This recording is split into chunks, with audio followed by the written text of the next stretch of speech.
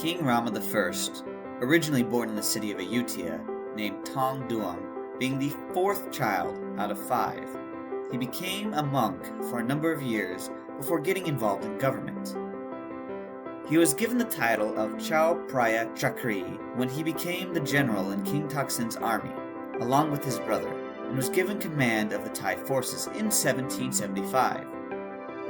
After King Taksin's death, he himself became king in April 6, 1782. He changed his name to King Rama I, like the first king of Ayutthaya. We all know him today as King Rama I.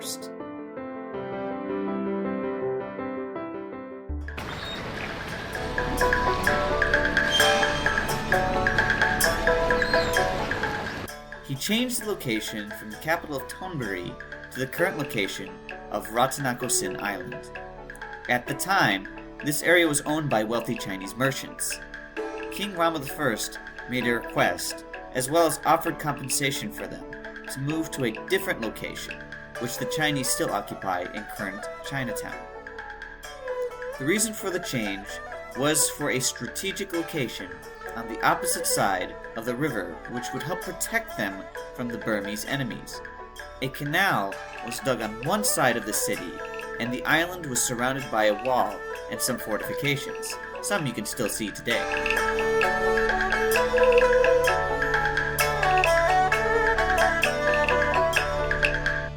The building of the Grand Palace, which you can see today, began after Bangkok was elevated to the national capital in 1782. In the Grand Palace, King Rama I built compound houses, a number of halls, residences, and other buildings. Some structures were altered, renovated, enlarged, or raised to make way for new buildings by later monarchs. The plan of the palace followed the Ayutthayan style. The site of the temple of the Emerald Buddha, which King Rama brought back from Chiang Mai, corresponds to the placement of Wat Prasi Sampet in the old royal palace at Ayutthaya. In fact, many of the main buildings also resemble those that were destroyed in Ayutthaya after the Burmese invasion, as well as actual bricks being brought from the old city of Ayutthaya. He began religious reform by implementing Buddhist disciplines and customs, as well as enshrining the Emerald Buddha in its current location.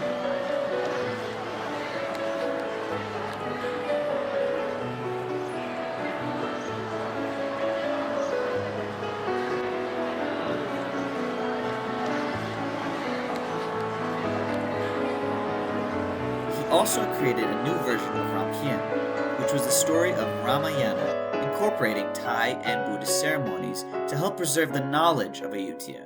You can see examples of this along the walls surrounding the royal chapel at Wat Phra.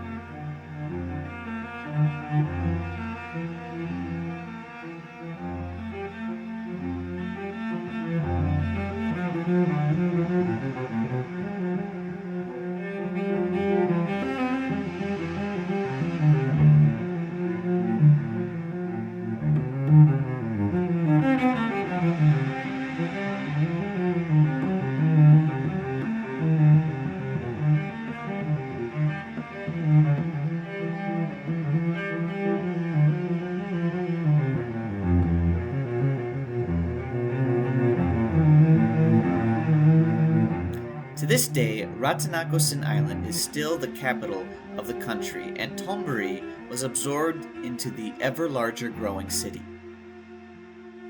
Politically, Rama I had a lot to handle after his predecessor. However, like Taksin, he continued the strong link that Siam had with the Chinese. Since he had Chinese relatives, he used them to help develop Bangkok into a commercial hub. However, abroad in a Vietnam War museum, there is a sign about the Vietnamese resistance wars against invaders. Above American imperialists and French colonialists is written Resistance against the Siam Qing in 1785 to 1789. Issues between Siam and Vietnam started before this date mentioned. Rama I inherited King Thaksin's issues, one of them being a proxy war in Cambodia between Siam and Vietnam. But an opportunity presented itself when a series of internal rebellions drove out the Nguyen dynasty in Vietnam. One of the survivors, named Nguyen An, wished to raise an army and take back what was his. He asked for assistance from King Rama I, and a Nguyen Siamese army was sent out to attack the rebel-controlled Vietnam. The attack was unsuccessful. However, in Cambodia, there was a pro-Siamese, pro-Nguyen, and pro-rebellion factions. Siam even placed a pro-Siamese ruler named Ang En, who King Rama I raised as his own son to the throne.